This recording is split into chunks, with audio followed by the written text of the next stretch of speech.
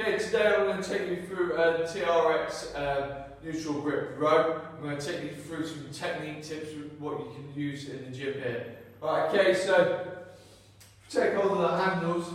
Want to go as low as we can, really. So what we're going to do here, we're going to arms completely out straight. We don't want our bum sagging down. We keep that core tight. I'm just going to come up, squeeze at the top, back down, and curl up, squeeze them shoulder blades together, back down again. So just make sure we're not sagging. We don't want to be dropping down, and we don't want to be seeing this, getting the momentum going. Nice and controlled.